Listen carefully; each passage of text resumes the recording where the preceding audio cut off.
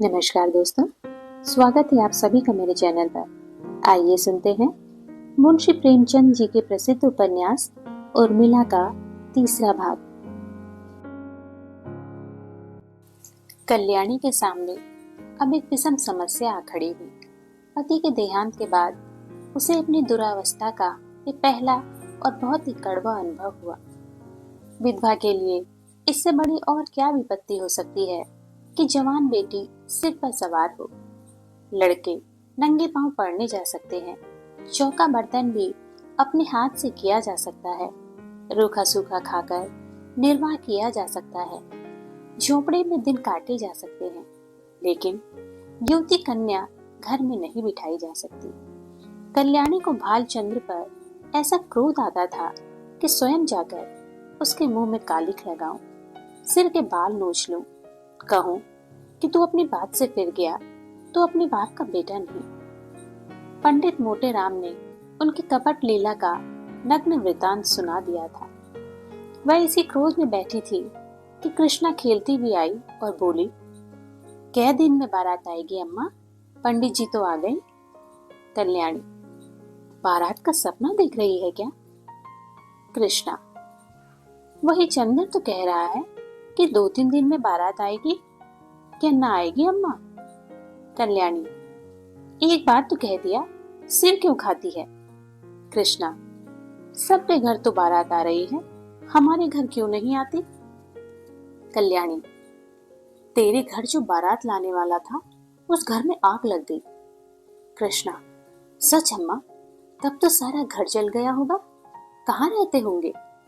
बहन जाकर कहाँ रहेगी? कल्याणी, अरे पगली, तू तो बात ही नहीं समझती।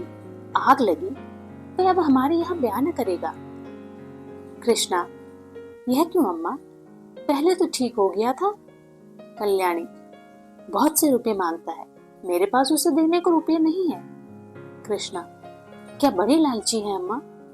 कल्याणी, लालची नहीं तो और क्या है? पूरा कसाई, निर्दयी, दगाबाज। कृष्णा, तब तो अम्मा बहुत अच्छा है कि उसके घर बहन का ब्याह नहीं हुआ। बहन उसके साथ कैसे रहती? यह तो खुश होने वाली बात है अम्मा, तुम रंज क्यों करती हो? कल्याणी ने पुत्री को स्नेहमयी दृष्टि से देखा। उसका कथन कितना सत्य है, भोले शब्दों में समस्या का कितना मार्मिक निरूपण है। सचमुच यह तो प्रसन्न होने की बात है कि ऐसे कुपात्रों से संबंध नहीं हुआ। रंज की कोई बात नहीं। ऐसे कुमानसों के बीच में बेचारी निर्मला की न जाने क्या गति होती। अपने नसीबों को रोती।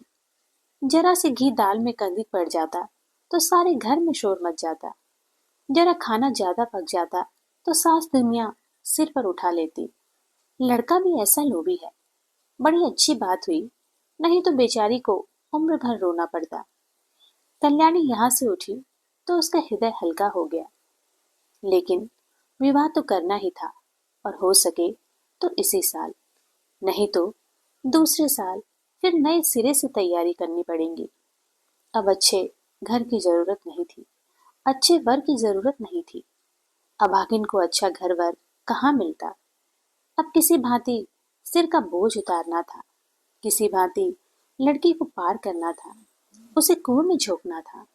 वह रूपवती है, गुणशील है, चतुर है, कुलीन है, तो हुआ करे। दहेज हो तो सारे दोष गुण हैं। प्राणों का कोई मूल्य नहीं, केवल दहेज का मूल्य है। कितनी विषम भाग्य लीला है। कल्याणी का दोष कुछ कम न था। अबला विधवा होना उसे दोषों से मुक्त नहीं कर सकता। उसे अपने लड़के लड़कियों से कहीं ज्यादा प्यारे थे। लड़के हल के बैल हैं। भूसे खली पर पहला हक उनका है। उनके खाने से जो बचे वह गायों का। मकान था, कुछ नकद था, कई हजार के गहने थे। उन्हें पढ़ाना लिखाना था। एक कन्या और भी 4-5 साल में विवाह करने योग्य हो जाएगी, इसलिए वह कोई बड़ी रकम दहेज में ना दे सकती थी। आखिर लड़कों को भी तो कुछ चाहिए। वे क्या समझेंगे कि हमारा भी कोई बाप था। पंडित मोटे राम को लखनऊ से लौटे 15 दिन बीत चुके थे। लौटने के बाद दूसरे दिन वर की खोज में निकले थे। उन्होंने प्रण किया था कि मैं लखनऊ वालों को दिखा दूंगा कि संसार में तुम ही अकेले नहीं हो, तुम्हारे ऐसे और भी कितने पड़े हुए हैं। कल्याणी रोज दिन गिना करती थी। आज उसने पत्र लिखने का निश्चय किया और कलम दवात लेकर बैठी ही थी कि पंडित मोटे राम ने पदार्पण किया। कल्याणी, आइए पंडित जी, मैं तो आपको खत लिखने ही जा रही थी, कब लौटे? मोटे राम, लौटा तो प्रातः काल ही था, पर उसी समय एक सेठ के यहाँ से निमंत्रण आ गया। कई दिन से तर माल न मिले थे। मैंने कहा लगे हाथ यह काम भी निपटाता चलूं। अभी इधर से लौट ही आ रहा हूं। कोई 500 ब्राह्मणों की पंगत थी। कल्याणी, कुछ कार्य सिद्ध हुआ या रास्ता ही नापना पड़ा? मोटे राम, कार्य क्यों नहीं सिद्ध होता? भला यह भी कोई बात है? 5 जगह बातचीत कराया हूं, 5 की नकल लाया हूं। उनमें से आप जिसे चाहे पसंद करें। यह देखिए, लड़के का बाप डाक में 100 रुपये महीने का नौकर है। लड़का अभी कॉलेज में पढ़ रहा है, मगर नौकरी का भरोसा है। घर में कोई जायदाद नहीं है। लड़का होनहार मालूम होता है, खानदान भी अच्छा है। 2000 रुपये में तय हो जाएगी। मांगते तो वे 3000 है। कल्याणी, लड़के के कोई भाई है? मोटे राम, नहीं, मगर 3 बहनें हैं और तीनों कुंवारी। माता जीवित है। अच्छा, वे दूसरी नकल देखिए। यह लड़का रेलवे में 50 रुपये महीने पाता है। माँ बाप नहीं है।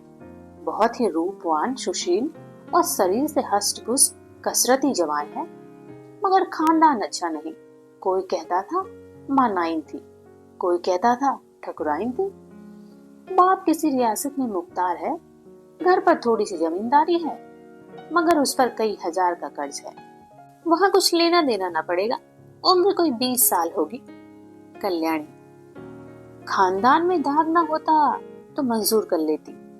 देखकर तो मक्खी नहीं निकली जाती। मोटे राम, तो तीसरी नकल देखिए। एक जमींदार का लड़का है। कोई 1000 सालाना का नफा है। कुछ खेती बाड़ी भी होती है। लड़का पढ़ा लिखा तो थोड़ा है, पर कचहरी अदालत के काम में चतुर है। दुहाजू है। पहले स्त्री को मरे हुए 2 साल हुए। कोई संतान नहीं, लेकिन रहन सहन मोटा है। पीसना कूटना घर में ही होता है। कल्याणी, कुछ दहेज मांगते हैं? मोटे राम, इसकी कुछ न पूछिए, 4000 सुनाते हैं। अच्छा, ये चौथी नकल देखिए। लड़का वकील है। उम्र कोई 35 साल होगी। 300-400 की आमदनी है। पहली स्त्री मर चुकी है। उसके 3 लड़के भी हैं। अपना घर बनवाया है। कुछ जायदाद भी खरीदी है। यहाँ भी लेन देन का झगड़ा नहीं है। कल्याणी, खानदान कैसा है? मोटे राम, बहुत ही उत्तम, पुराने रईस हैं। अच्छा, यहाँ 5वीं नकल देखिए। बाप का छापा खाना है। लड़का पढ़ा तो बीए तक है, पर उसी छापे खाने में काम करता है। उम्र 18 की होगी। घर में प्रेस के सिवाय कोई जायदाद नहीं है, मगर किसी का कर्ज सिर पर नहीं है। खानदान न बहुत अच्छा है न बहुत बुरा। लड़का बहुत सुंदर और सच्चरित्र है, मगर 1000 से कम में मामला तय न होगा।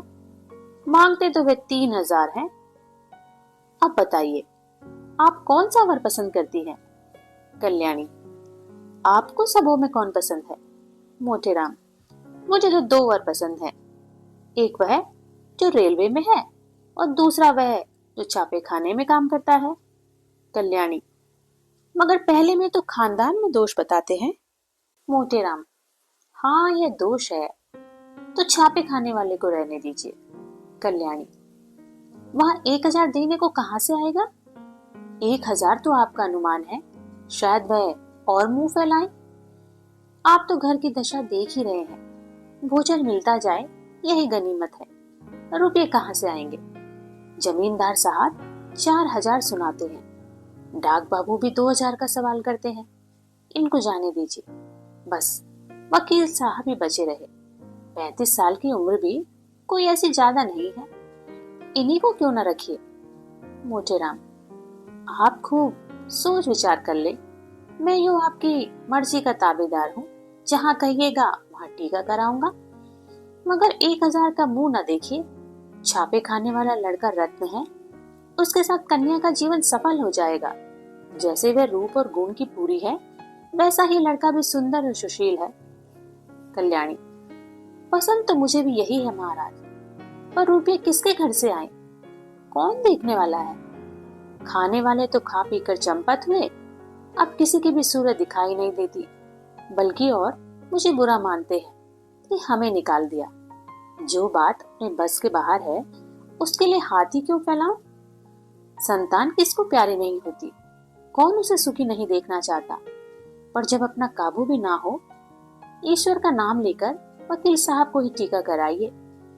आयु कुछ अधिक है, लेकिन मरना जीना विधि के हाथ में है। 35 साल का आदमी बुढ़ा नहीं कहलाता। अगर लड़की के भाग्य में सुख भोगना है, तो जहाँ जाएगी वहीं सुखी रहेगी। दुख भोगना है, तो जहाँ जाएगी दुखी झेलेगी। हमारी निर्मला को बच्चों से प्रेम है, उनके बच्चों को अपना समझेगी।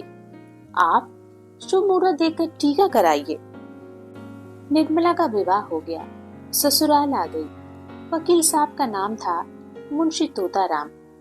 सांवले रंग के मोटे ताजे आदमी थे। उम्र तो अभी 40 से अधिक न थी, पर वकालत के कठिन परिश्रम ने सिर के बाल पका दिए थे।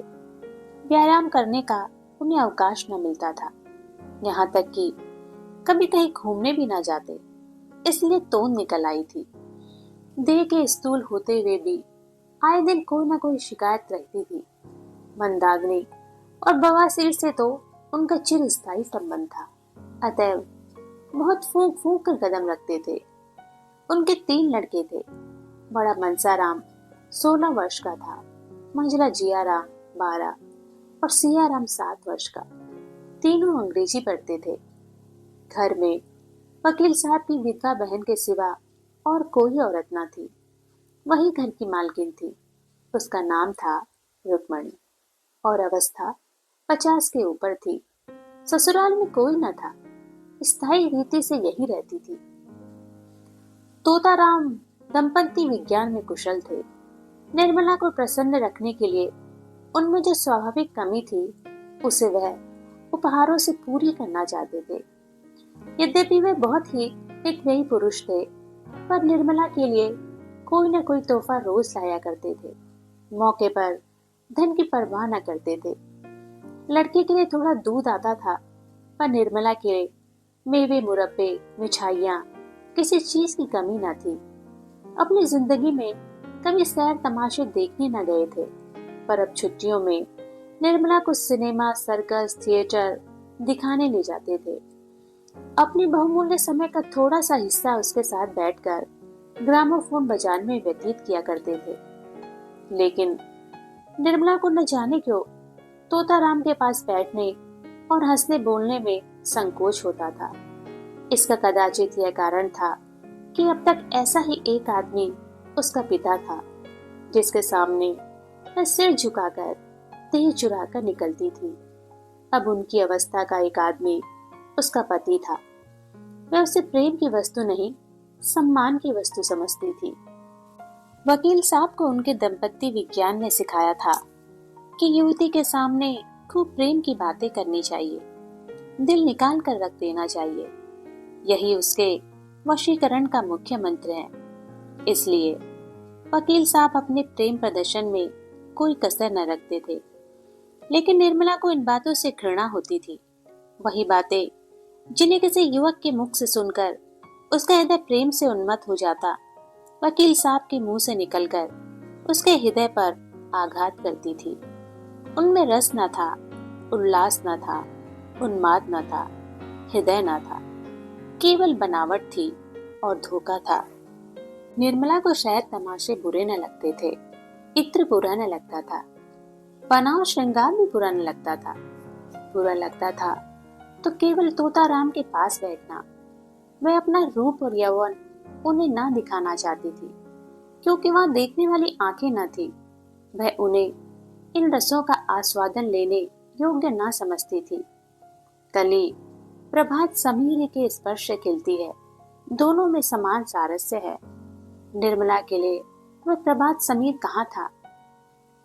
पहला महीना गुजरते ही तोता राम ने निर्मला को अपना खजांची बना लिया। कचहरी से आकर दिन भर की कमाई उसे दे देते। उनका ख्याल था कि निर्मला इन रुपयों को देखकर फूली न समाएगी।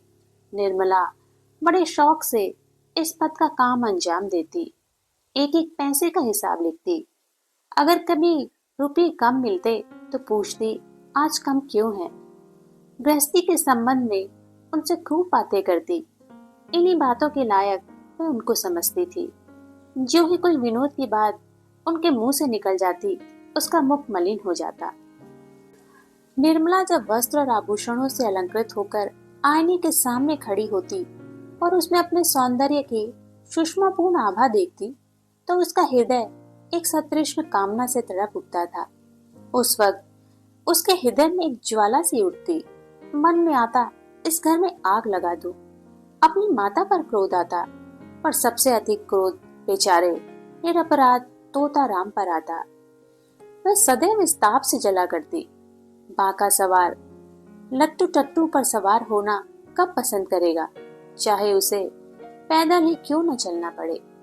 निर्मला की दशा उसे बांके सवार की सी थी। वह उस पर सवार होकर उड़ना चाहती थी। उस उल्लासमयी विद्युत गति का आनंद उठाना चाहती थी। टट्टू के हिनहिनाने और कनौतियां खड़ी करने से क्या आशा होती। संभव था कि बच्चों के साथ हंसने खेलने से वह अपनी दशा को थोड़ी देर के लिए भूल जाती, कुछ मन हरा हो जाता। लेकिन रुक्मणी देवी लड़कों को उसके पास फटकने न देती थी। रुक्मणी देवी का स्वभाव सारे संसार से निराला था। यह पता लगाना कठिन था कि वे किस बात से खुश होती थी और किस बात से नाराज। एक बार जिस बात से खुश हो जाती थी, दूसरी बार उसी बात से जल जाया करती थी। अगर निर्मला अपने कमरे में बैठी रहती तो कहती थी कि न जाने कहाँ की मनहूसन है। अगर वे कोठे पर चढ़ जाती या महरियों से बातें करती तो छाती पीटने लगती। जब से वकील साहब ने निर्मला के हाथ में रुपये पैसे देने शुरू किए, रुक्मणी उसकी आलोचना करने पर आरूढ़ हो गई। उसे ऐसा लगता था कि अब प्रलय होने में थोड़ी कसर रह गई है। लड़कों को बार बार पैसों की जरूरत पड़ती। जब तक खुद स्वामिनी थी, उन्हें बहला दिया करती थी। अब सीधे निर्मला के पास भेज देती। निर्मला को लड़कों का चटोरापन अच्छा न लगता था। कभी कभी पैसे देने से इनकार कर देती। रुक्मणी को अपनी वाग बाण चलाने का अवसर मिल जाता। अब तो मालकिन हुई है, लड़के काहे को जिएंगे। बिना माँ के बच्चे को कौन पूछे। रुपयों की मिठाइयाँ खा जाते थे, अब धेले धेले को तरसते हैं। निर्मला अगर चिढ़कर किसी दिन बिना कुछ जांचे पूछे पैसे दे देती तो देवी जी उसकी दूसरे ही आलोचना करने लगती। इन्हें क्या, लड़के मरे या जिए, इनकी बला से। माँ के बिना कौन समझाए कि बेटा बहुत मिठाइयाँ मत खाओ, आई गई तो मेरे सिर जाएगी, इन्हें क्या। यहीं तक होता तो निर्मला शायद जब्त कर जाती, पर देवी जी तो खुफिया पुलिस से सिपाही की भांति निर्मला का पीछा करती रहती। अगर वे कोठे पर खड़ी हैं तो अवश्य ही किसी पर निगाह डाल रही होंगी। महरी से बातें करती हैं तो अवश्य ही उनकी निंदा करती होंगी। बाजार से कुछ मंगवाती हैं तो अवश्य कोई विलास वस्तु होगी। वे बराबर उसके पत्र पढ़ने की चेष्टा किया करती, छिप छिप कर बातें सुना करती। निर्मला उनकी दोधारी तलवार से कांपती रहती थी। यहाँ तक कि उसने एक दिन अपने पति से कह दिया, आप जरा जीजी को समझा दीजिए, क्यों मेरे पीछे पड़ी रहती हैं। तोता राम ने तेज होकर कहा, तुम्हें कुछ कहा है क्या? रोज ही कहती हैं, बात मुंह से निकालना मुश्किल है। अगर उन्हें इस बात की जलन हो कि यह मालकिन क्यों बनी हुई है, तो आप उन्हीं को रुपये पैसे दीजिए, मुझे नहीं चाहिए। वही मालकिन बने रहे। मैं तो केवल इतना चाहती हूँ कि कोई मुझे ताने न दिया करे। यह कहते कहते निर्मला की आंखों से आंसू बहने लगे। तोता राम को अपना प्रेम दिखाने का यह बहुत ही अच्छा मौका मिला। बोले, मैं आज ही उनकी खबर लूंगा, साफ कह दूंगा, अगर रहना है तो रहे, नहीं तो अपनी राह ले। इस घर की स्वामिनी बहन नहीं तुम हो, वह केवल तुम्हारी सहायता के लिए है। अगर सहायता करने के बदले तुम्हें दिक करती हैं, तो उनके यहाँ रहने की जरूरत नहीं। मैंने सोचा था विधवा हैं, अनाथ हैं, पाव भर आटा खाएंगी, पड़ी रहेंगी। जब और नौकर चाकर खा रहे हैं तो वह तो अपनी बहन है। लड़कों की देखभाल करने के लिए एक औरत की जरूरत भी थी, रख लिया। लेकिन इसके यह नहीं माने कि वह तुम्हारे ऊपर शासन करे। निर्मला ने फिर कहा, लड़कों को सिखा देती हैं कि जाकर माँ से पैसे मांगे। कभी कुछ लड़के आकर मेरी जान खाते हैं। घड़ी पर लेटना मुश्किल हो जाता है। डांटती हूँ तो वे आंखें लाल पीली करने लगती हैं। मुझे समझती हैं कि लड़कों को देखकर जलती हूँ। ईश्वर जानते होंगे कि मैं बच्चों को कितना प्यार करती हूँ। आखिर मेरे ही बच्चे हैं, मुझे उनसे क्यों जलन होने लगी।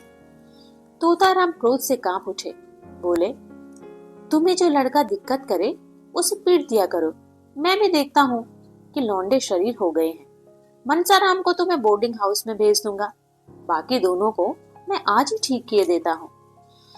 उस वक्त तोताराम कचहरी जा रहे थे। डांट डपट करने का मौका ना था, लेकिन कचहरी से लौटते ही उन्होंने घर में रुक्मणी से कहा, क्यों बहन, तुम्हें इस घर में रहना है या नहीं? अगर रहना है तो शांत होकर रहो। यह क्या कि दूसरों का हो, रहना मुश्किल कर दो। रुक्मणी समझ गई कि बहू ने अपना वार किया है, पर वह दबने वाली औरत ना थी। एक तो उम्र में बड़ी, तिस पर इस घर की सेवा में जिंदगी काट दी थी। किसकी मजाल थी कि उन्हें बेदखल कर दे। उन्हें भाई की इस क्षुद्रता पर आश्चर्य हुआ। बोली, तो क्या लौंडी बनाकर रखोगे? लौंडी बनकर रहना है तो इस घर की लौंडी ना बनूंगी। अगर तुम्हारी यह इच्छा है कि घर में कोई आग लगा दे और मैं खड़ी देखा करूं, किसी को बेराह चलते देखूं तो चुप्पी साध लूं, जो जिसके मन में आए करे, मैं मिट्टी की देवी बनी रहूं, तो यह मुझसे ना होगा। हुआ क्या जो तुम इतने आपे से बाहर हो रहे हो? निकल गई सारी बुद्धिमानी। कल की लौंडिया चोटी पकड़कर नचाने लगी। कुछ पूछना न ताछना, बस उसने तार खींचा और तुम काट के सिपाही की तरह तलवार निकाल कर खड़े हो गए। तोता, सुनता हूं कि तुम हमेशा खुशूर निकालती रहती हो, बात बात पर ताने देती हो। अगर कुछ सीख देनी हो तो उसे प्यार से, मीठे शब्दों में देनी चाहिए। तानों से सीख मिलने के बदले उल्टा और जी जलने लगता है। रुक्मणी, तो तुम्हारी यह मर्जी है कि किसी बात में ना बोलो, यही सही। लेकिन फिर यह न कहना कि तुम घर में बैठी थी, क्यों नहीं सलाह दी? जब मेरी बातें जहर लगती हैं तो मुझे क्या कुत्ते ने काटा है जो बोलूं? इतने में सियाराम और जियाराम स्कूल से आ गए। आते ही आते दोनों बुआ जी के पास जाकर खाने को मांगने लगे। मणि ने कहा, जाकर अपनी नई अम्मा से क्यों नहीं मांगते? मुझे तो बोलने का हुक्म नहीं है। तोता, अगर तुम लोगों ने उस घर में कदम रखा तो टांग तोड़ दूंगा। जियाराम जरा शोक था, बोला, उनको तो आप कुछ नहीं कहते, हम ही को धमकाते हैं, कभी पैसे नहीं देती। सियाराम ने इस कथन का अनुमोदन किया। कहती हैं मुझे दिख करोगे तो कान काट लूंगी। कहती हैं कि नहीं जिया? निर्मला अपने कमरे से बोली, मैंने कब कहा था कि तुम्हारे कान काट लूंगी? अभी से झूठ बोलने लगे। इतना सुनना था कि तोताराम ने सियाराम के दोनों कान पकड़कर उठा लिया। लड़का जोर से चीख मारकर रोने लगा। रुक्मणी ने दौड़कर बच्चे को मुंशी जी के हाथ से छुड़ा लिया और बोली, बस रहने भी दो, क्या बच्चे को मार डालोगे? कान लाल हो गया है। सच कहा है, नई बीवी पाकर आदमी अंधा हो जाता है। अभी से यह हाल है तो इस घर के भगवान ही मालिक हैं। निर्मला अपनी विजय पर मन ही मन प्रसन्न हो रही थी, लेकिन जब मुंशी जी ने बच्चे का कान पकड़कर उठा लिया तो उससे ना रहा गया। छुड़ाने को दौड़ी, पर रुक्मणी पहले ही पहुंच गई। बोली, पहले आग लगा दी, अब बुझाने दौड़ी हो। जब अपने लड़के होंगे तब आंख खुलेंगी, पराई पीर क्या जानो। निर्मला, खड़े तो हैं, पूछ लो ना, मैंने क्या आग लगा दी? मैंने इतना ही कहा था कि लड़के मुझे पैसों के लिए बार बार दिक करते हैं। इसके सिवा जो मेरे मुंह से कुछ निकला हो तो मेरी दोनों आंखें फूट जाएं। तोता, मैं खुद इन लौंडों की शरारत देखता हूँ, अंधा थोड़े ही हूँ। तीनों जिद्दी हो गए। बड़े मियाँ को तो मैं आज ही हॉस्टल भेजता हूँ। रुक्मणी, अब तक तो तुम्हें इनकी शरारत न सूझी थी, आज आके इतनी कैसे तेज हो गई? तोताराम, तुम ही ने इन्हें शोक कर रखा है। रुक्मणी, तो मैं ही विष की गांठ हूँ। मेरे ही कारण तुम्हारा घर चौपट हो रहा है। लो मैं जाती हूँ। तुम्हारे लड़के हैं, मारो चाहे काटो, मैं ना बोलूंगी। यह कहकर वह वहां से चली गई। निर्मला बच्चे को रोता देखकर विवल हो उठी। उसने उसे छाती से लगा लिया और गोद में लिए हुए अपने कमरे में लाकर उसे चुमकारने लगी। लेकिन बालक और भी सिसक सिसक कर रोने लगा। उसका अबोध हृदय इस प्यार में वह मात्र स्नेह न पाता था जिससे दैव ने उसे वंचित कर दिया था। यह वात्सल्य न था, केवल दया थी। यह वह वस्तु थी जिस पर उसका कोई अधिकार न था, जो केवल भिक्षा के रूप में उसे दी जा रही थी। पिता ने पहले भी 2-1 बार मारा था जब उसकी माँ जीवित थी। तब उसकी माँ उसे छाती से लगाकर रोती न थी। वह अप्रसन्न होकर उससे बोलना छोड़ देती, यहाँ तक कि वह स्वयं थोड़ी ही देर के बाद सब कुछ भूलकर फिर माता के पास दौड़ा चला जाता। शरारत के लिए सजा पाना तो उसके समझ में आता था, लेकिन मार खाने पर चुमकारा जाना उसके समझ में न आता था। मातृ प्रेम में कठोरता होती थी, लेकिन मृदुलता से मिली हुई। इस प्रेम में करुणा थी, पर वह कठोरता न थी, जो आत्मीयता का गुप्त संदेश है। स्वस्थ अंग की परवाह कौन करता है, लेकिन वही अंग जब किसी वेदना से टपकने लगता है तो उसे ठेस और धक्के से बचाने का यत्न किया जाता है। निर्मला का करुण रोदन बालक को उसके अनाथ होने की सूचना दे रहा था। वह बड़ी देर तक निर्मला की गोद में बैठा रोता रहा और रोते रोते सो गया। निर्मला ने उसे चारपाई पर सुलाना चाहा तो बालक ने सुप्तावस्था में अपनी दोनों बाहें उसकी गर्दन में डाल दी और ऐसे चिपट गया मानो नीचे कोई गड़ा हो। शंका और भय से उसका मुंह विकृत हो गया। निर्मला ने फिर बालक को गोद में उठा लिया। चारपाई पर ना सुला सकी। इस समय बालक को गोद में लिए हुए उसे वह तुष्टि हो रही थी जो अब तक कभी ना हुई थी। आज पहली बार उसे आत्म वेदना हुई, जिसके बिना आंख नहीं खुलती, अपना कर्तव्य मार्ग नहीं सूझता। वह मार्ग अब दिखाई देने लगा। उस दिन अपने प्रगाढ़ प्रणय का सबल प्रमाण देने के बाद मुंशी तोताराम को आशा हुई थी कि निर्मला के मर्म स्थल पर मेरा सिक्का जम जाएगा, लेकिन उनकी यह आशा लेश मात्र भी पूरी न हुई। बल्कि पहले तो वह कभी कभी उनसे हंसकर बोला भी करती थी। अब बच्चों कहीं के लालन पालन में व्यस्त रहने लगी। जब घर आते बच्चों को उसके पास बैठे पाते, कभी देखते कि उन्हें खिला रही है, कभी कपड़े पहना रही है, कभी कोई खेल खिला रही है और कभी कोई कहानी कह रही है।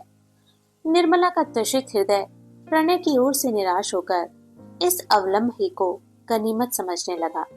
बच्चों के साथ हंसने बोलने से उसकी मात्र कल्पना तृप्त होती थी। पति के साथ हंसने बोलने में उसे जो संकोच होता, जो अरुचि, जो अनिच्छा होती थी, यहाँ तक कि वह उठकर भाग जाना चाहती थी, उसके बदले बालकों के सच्चे सरल स्नेह से चित्त प्रसन्न हो जाता था। पहले मनसाराम उसके पास आते भी झिझकता था। हॉकी और फुटबॉल ही उसका संसार, उसकी कल्पनाओं का मुक्त क्षेत्र तथा उसकी कामनाओं का हरा भरा बाग था। एक गहरे बदन का छरहरा, सुंदर, हंसमुख, लज्जाशील बालक था, जिसका घर से केवल भोजन का नाता था। बाकी सारे दिन न जाने कहाँ घूमा करता। निर्मला उसके मुंह से खेल की बातें सुनकर थोड़ी देर के लिए अपनी चिंताओं को भूल जाती और चाहती थी कि फिर वही दिन आ जाते जब वह गुड़िया खेलती और उसके ब्याह रचाया करती, और जिसे अभी बहुत थोड़े दिन गुजरे थे। मुंशी तोताराम अन्य एकांत सेवी मनुष्यों की भांति विषयी जीव थे। कुछ दिनों तो वे निर्मला को सैर तमाशे दिखाते रहे, लेकिन जब देखा कि इसका कुछ फल नहीं होता तो फिर एकांत सेवन करने लगे। दिन भर के कठिन मानसिक परिश्रम के बाद उनका चित्त आमोद प्रमोद के लिए लालायित हो जाता, लेकिन जब अपने विनोद वाटिका में प्रवेश करते और उसके फूलों को मुरझाया, पौधों को सूखा और क्यारियों से धूल उड़ती हुई देखते तो उनका जी चाहता क्यों न इस वाटिका को उजाड़ दो। निर्मला उनसे क्यों विरक्त रहती है? इसका रहस्य उनकी समझ में न आता था। दंपत्ति शास्त्र के सारे मंत्रों की परीक्षा कर चुके, पर मनोरथ पूरा न हुआ। अब क्या करना चाहिए यह उनकी समझ में न आता था। एक दिन वे ऐसी चिंता में बैठे हुए थे कि उनके सहपाठी मित्र नयन सुखराम आकर बैठ गए और सलाम वलाम के बाद मुस्कुराकर बोले, आजकल तो खूब गहरी छंती होगी, बड़े भाग्यवान हो। पर रूठी हुई जवानी को मनाने का इससे अच्छा कोई उपाय नहीं कि नया विवाह हो जाए। यहाँ तो जिंदगी बवाल हो रही है। पत्नी जिस बुरी तरह चिमटी है कि किसी तरह पिंड ही नहीं छोड़ती। मैं तो दूसरी शादी की फिक्र में हूँ। कहीं डॉल हो तो ठीक ठाक कर दो। दस्तूरी में एक दिन तुम्हें उनके हाथ के बने हुए पान खिला देंगे। तोताराम ने गंभीर भाव से कहा, कहीं ऐसी हिमाकत न कर बैठना, नहीं तो पछताओगे। हम तुम अब उस काम के नहीं रहे। सच कहता हूँ, मैं तो शादी करके पछता रहा हूँ। बुरी बला गले पड़ी है। सोचा था 2-4 साल और जिंदगी का मजा उठा लूं, पर उल्टी आते गली पड़ी है। नयन सुख, तुम क्या बात करते हो? लौंडियों को पंजे में लाना क्या मुश्किल बात है? जरा शायद तमाशे दिखा दो, उनके रूप रंग की तारीफ कर दो, बस रंग जम गया। तोता, क्या सब कुछ करके हार गया हूँ? नयन, अच्छा, कुछ इत्र तेल, फूल पत्ते, चाट वाट का भी मजा चखाया? तोता, अजी मैं सब कर चुका। दंपत्ति शास्त्र के सारे मंत्रों का इम्तिहान ले चुका। सब कोरी गप्पे हैं। नयन, अच्छा, तो मेरी एक सलाह मानो, जरा अपनी सूरत बनवा लो। आजकल यहाँ बिजली के एक डॉक्टर आए हुए हैं जो बुढ़ापे के सारे निशान मिटा देते हैं। क्या मजाल कि चेहरे पर एक झुर्री भी नजर आए या सिर का बाल पका रह जाए। अरे क्या जादू कर देते हैं कि आदमी का चोला ही बदल जाता है। तोता, फीस क्या लेते हैं? नयन, फीस तो सुना है शायद 500 रुपये। तोता, अजी कोई पाखंडी होगा, बेवकूफों को लूट रहा होगा। कोई रोगन लगाकर 2-4 दिन के लिए जरा चेहरा चिकना कर देता होगा। इश्तहारी डॉक्टरों पर तो अपना विश्वास ही नहीं। 10-5 की बात होती तो कहता, तेरा दिल लगी ही सही। 500 रुपये तो बड़ी रकम है। नयन, तुम्हारे लिए 500 रुपये कौन सी बड़ी बात है? 1 महीने की आमदनी है। मेरे पास तो भाई 500 रुपये होते तो सबसे पहले काम यही करता। तोता, अजी कोई सस्ता नुस्खा हो तो बताओ। कोई फकीरी जड़ी बूटी जो बिना हर फिटकरी के रंग चोखा हो जाए। बिजली और रेडियम बड़े आदमियों के लिए रहने दो, उन्हीं को मुबारक हो। नयन, तो फिर रंगीलेपन का स्वांग रचो या ढीला ढाला कोट पैंट फेंको। तंजेब की चुस्त अचकन हो, चुन्नटदार पाजामा, गले में सोने की जंजीर पड़ी हुई, सिर पर जयपुरी सांफा बंधा हुआ, आंखों में सुरमा और बालों में हिना का तेल पड़ा हुआ। तो उनका पिचकना भी जरूरी है। दोहरा कमरबंद बांधो, जरा तकलीफ तो होगी पर अचकन सज उठेगी। खिजाब मैं ला दूंगा। 150 गजलें याद कर लो और मौके मौके पर शेर पढ़ो।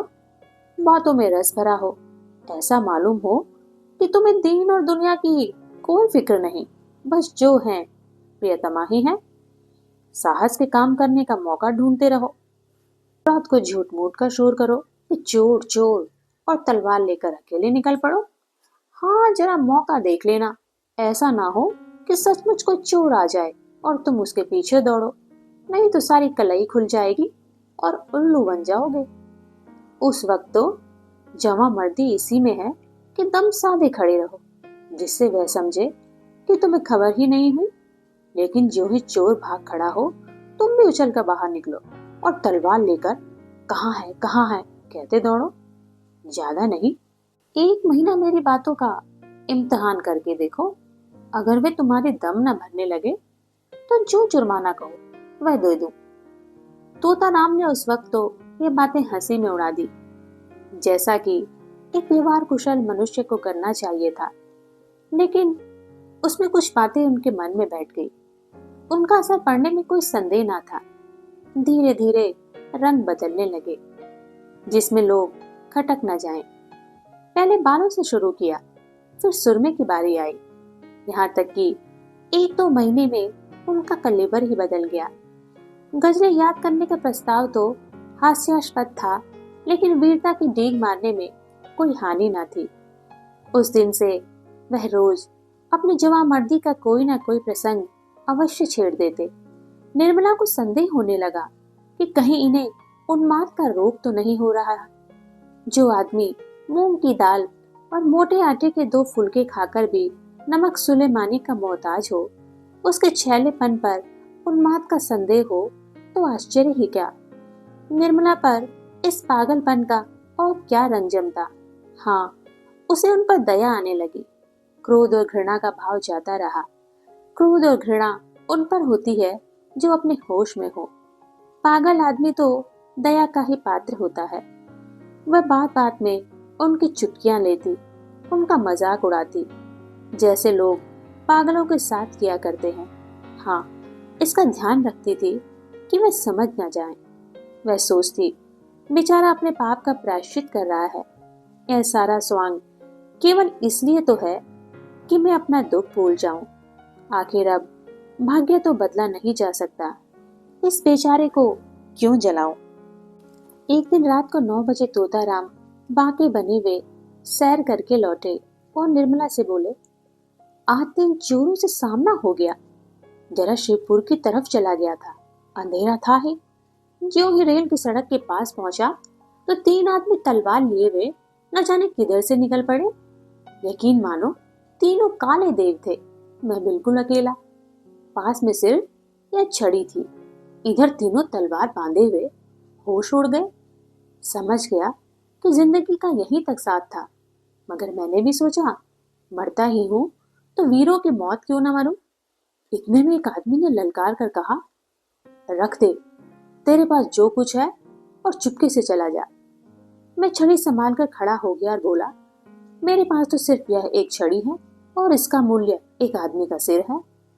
मेरे मुंह से इतना निकलना था कि तीनों तलवार खींचकर मुझ पर झपट पड़े और मैं उनके वारों को छड़ी पर रोकने लगा। तीनों झल्ला झल्ला कर वार करते थे। खटाके की आवाज होती थी और मैं बिजली की तरह झपट कर उनके तारों को काट देता था। कोई 10 मिनट तक तीनों ने खूब तलवार के जौहर दिखाए, पर मुझ पर रेफ तक न आई। मजबूरी यही थी कि मेरे हाथ में तलवार न थी। यदि कहीं तलवार होती तो एक को भी जीता ना छोड़ता। खैर, कहाँ तक बयान करूं। उस वक्त मेरे हाथों की सफाई देखने के काबिल थी। मुझे खुद आश्चर्य हो रहा था कि यह चपलता मुझ पर कहां से आ गई। जब तीनों ने देखा कि यह दाल नहीं गल रही तो तलवार मान में रख ली और पीठ ठोकर बोले, जवान, तुम सा वीर आज तक नहीं देखा।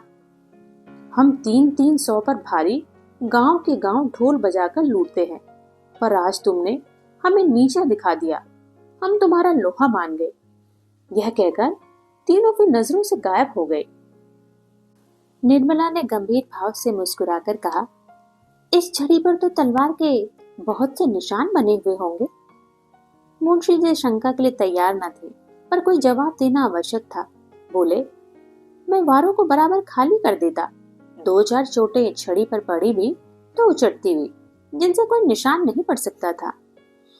अभी उनके मुंह से पूरी बात भी न निकली थी कि सहसा रुक्मणी देवी बदहवास दौड़ती भी आई और हांफते हुए बोली, तोता है कि नहीं? मेरे कमरे में सांप निकल आया है, मेरी चारपाई के नीचे बैठा है। मैं उठकर भागी, वो कोई 2 गज का होगा, फन निकाले फुफकार रहा है। जरा चलो तो, डंडा लेते चलना। तोताराम के चेहरे का रंग उड़ गया, मुंह पर हवाइयां छूटने लगी, मगर मन के भावों को छिपाकर बोले, सांप यहाँ कहाँ? तुम्हें धोखा हुआ होगा, कोई रस्सी होगी। रुक्मणी, अरे मैंने अपनी आंखों से देखा है, जरा चलकर देख तो लो। हैं, मर्द होकर डरते हो? मुंशी जी घर से तो निकले, लेकिन बरामदे में फिर ठिठक गए। उनके पांव ही न उठते थे, कलेजा धड़क रहा था। सांप बड़ा क्रोधी जानवर है, कहीं काट ले तो मुफ्त में प्राण से हाथ धोना पड़े। बोले, डरता नहीं हूं, सांप ही तो है, शेर तो नहीं। मगर सांप पर लाठी नहीं असर करती। जरा किसी को भेजूं, किसी के घर से भाला लाएं। यह कहकर मुंशी जी लपके हुए बाहर चले गए। मनसाराम बैठा खाना खा रहा था। मुंशी जी तो बाहर चले गए। इधर वे खाना छोड़ अपनी हॉकी का डंडा हाथ में ले कमरे में घुस ही पड़ा और तुरंत चारपाई खींच ली। सांप मस्त था। भागने के बदले फन निकाल कर खड़ा हो गया। मनसाराम ने चटपट चारपाई की चादर उठाकर सांप के ऊपर फेंक दी और ताबड़तोड़ 3-4 डंडे कसकर जमाए। सांप चादर के अंदर तड़प कर रह गया। तब उसे डंडे पर उठाए हुए बाहर चला। मुंशी जी कई आदमी को साथ लेकर चले आ रहे थे। मनसाराम को सांप लटकाए आते देखा तो सहसा उनके मुंह से चीख निकल पड़ी, मगर फिर संभल गए और बोले, मैं तो आ ही रहा था, तुमने क्यों जल्दी की? दे दो, कोई फेंक आए। ये कहकर बहादुरी के साथ रुक्मणी के कमरे के द्वार पे जाकर खड़े हो गए और कमरे को खूब देखभाल कर मूंछों पर ताव देते हुए निर्मला के पास जाकर बोले, मैं जब तक आया मनसाराम ने मार डाला। बेसमझ लड़का डंडा लेकर दौड़ पड़ा। सांप हमेशा भाले से मारना चाहिए, यही तो लड़कों में ऐब है। मैंने ऐसे वैसे कितने सांप मारे हैं, सांप को खिला खिला कर मारता हूँ, कितनों ही को मुट्ठी में पकड़कर मसल दिया। रुक्मणी ने कहा, जाओ बी, देख ली तुम्हारी मर्दानगी। मुंशी जी झेप कर बोले, अच्छा जाओ, मैं डरपोक ही सही, तुमसे कुछ इनाम तो नहीं मांग रहा हूँ, जाकर महाराज से कहो खाना निकाले। मुंशी जी तो भोजन करने चले गए और निर्मला द्वार की चौखट पर खड़ी सोच रही थी, हे भगवान, क्या इन्हें सचमुच कोई भीषण रोग हो रहा है? क्या मेरी दशा को और भी दारुण बनाना चाहते हो? मैं इनकी सेवा कर सकती हूँ, सम्मान कर सकती हूँ, अपना जीवन इनके चरणों पर अर्पण कर सकती हूँ, लेकिन वह नहीं कर सकती जो मेरे किए नहीं हो सकता।